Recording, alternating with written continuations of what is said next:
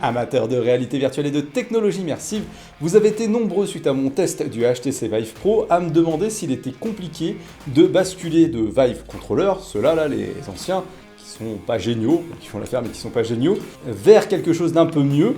Et quand je dis mieux, je pense par exemple aux Valve Index Controller qui sont juste ici. Et donc vous souhaitez savoir s'il était compliqué de basculer de l'un à l'autre. Et surtout, et je pense que ça faisait référence à l'explication que j'avais fait autour du HP Reverb G2, qui avec quelques bidouillages permettait de jouer avec ses contrôleurs, savoir si ça allait être le même genre de bidouillage ou savoir si ça allait être beaucoup plus natif. Et donc si comme pour le HP Reverb G2, il allait falloir le faire régulièrement, ou bien si on les configure une fois, ça fonctionne. Vous allez voir que c'est plutôt simple. Donc là, mes Vive contrôleurs sont lancés, ils sont allumés. Je commence par les éteindre, tout simplement, en restant appuyé sur les boutons Power. Vous voyez à l'écran que je n'ai plus de contrôleur allumé. Je prends mon Valve Index contrôleur, juste ici, et ce que je vais faire est extrêmement simple. Je vais aller sur mon écran et lancer l'association d'un nouveau contrôleur. Ça se passe par le menu SteamVR, et ici vous voyez que vous avez une petite option périphérique, associer un contrôleur. Vous cliquez là-dessus et là on vous explique comment associer un contrôleur. Il suffit pour cela de rester appuyé sur le bouton Power allumé et puis pour les Valve Index Controller de rester appuyé en même temps sur le bouton B.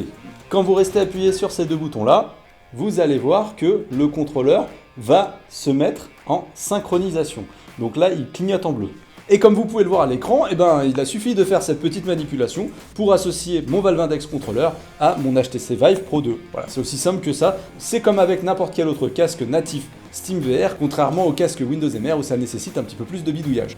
Et si je mets le casque devant les yeux, vous voyez qu'ils sont parfaitement reconnus dans l'espace, il n'y a aucun souci. On est pile calibré à l'endroit où il devrait être. Il n'y a pas nécessité de se recalibrer dans l'espace ou quoi que ce soit. Vous vous demandez peut-être comment ça se passe au prochain démarrage de SteamVR, s'il va falloir refaire la manip ou si les contrôleurs sont directement reconnus. Je viens de relancer donc SteamVR comme vous pouvez le voir à l'écran. Et donc là, j'ai simplement, une fois qu'ils sont associés, à redémarrer mes deux contrôleurs. Et vous voyez, ils sont bleus, ils sont bleus, ils sont bleus. Et hop, ils passent au vert.